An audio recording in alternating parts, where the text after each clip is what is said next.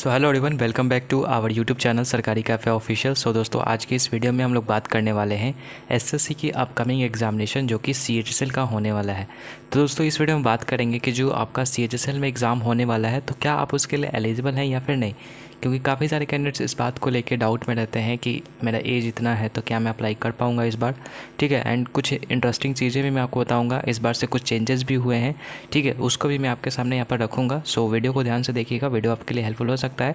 अगर आप भी सोच रहे हैं 2024 सीएचएसएल का एग्ज़ाम क्लियर करने की, तो ये वीडियो आपके लिए हेल्पफुल हो सकता है। ठीक है, तो यहाँ पर A to Z मैं एलिजिबिलिटी के रिगार्डिंग जितने भी डाउट्स हैं सारा का सारा मैं क्लियर करने वाला हूँ आपको इस वीडियो में। सो ध्यान से देखिएगा इस वीडियो को।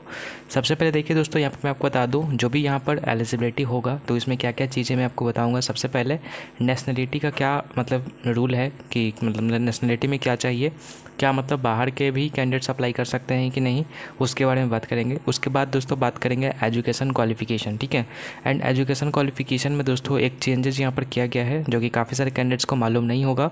ठीक है, उसको भी मैं आपको बताऊंगा। एंड उसके बाद दोस्तों यहाँ पर एज लिमिट के बारे में बात करेंगे। एज लिमिट को लेकर के काफ़ी सारे कैंडिडेट्स को डाउट रहता है कि एज कब से काउंट होगा।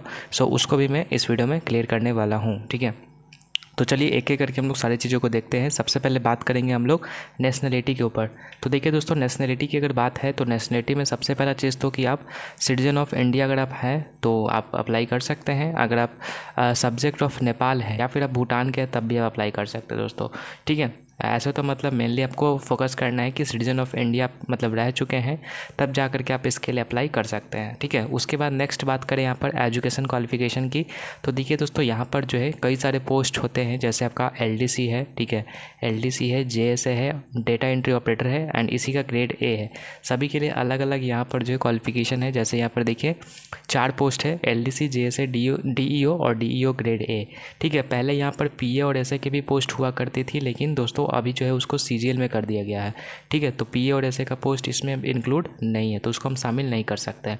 ठीक है, बाकी यहाँ पर देखिए एलडीसी, जेएसए और जो डेटा एंट्री ऑपरेटर का जो पोस्ट है उसके लिए सिंपल सा दोस्तों यहाँ पर क्लास 12th एग्जामिनेशन आपका मांगा गया है या फिर उसके इक्विवेलेंट कोई भी आपने कोर्स किया है, सो आप वैलिड मतलब माने जाओगे और आप उसके लिए अप्लाई कर सकते हैं। ठीक है, पहला चीज़ तो ये है। उसके बाद देखिए data entry operator grade A की बात करें, ये एक अलग पोस्ट है।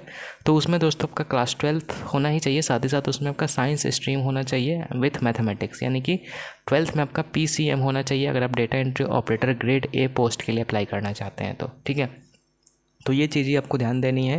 बाकी दोस्तों ये तो हो गया। बाकी मैं आपको बता दूं, इसमें इस बार से या पिछले साल से ही यहाँ पर चेंजेस किया गया था कि 12th अपीयरिंग कैंडिडेट्स भी अप्लाई कर सकते हैं इसमें। ठीक है, 12th अपीयरिंग, ठीक है, पास वाले तो अप्लाई कर ही सकते हैं लेकिन अपीयरिंग वाले भी अप्लाई कर सकते हैं। लेकिन इसमें भी कुछ टर्म्स एंड कंडीशन बताया गया था, एंड वो टर्म्स एंड कंडीशन ये है कि आपका जो है क्लास 12th का रिज़ल्ट जो है मतलब आपने एग्ज़ाम दे दिया होगा अभी, मतलब जो भी हो रहा होगा बोर्ड का, तो मतलब अभी तो चल ही रहा था।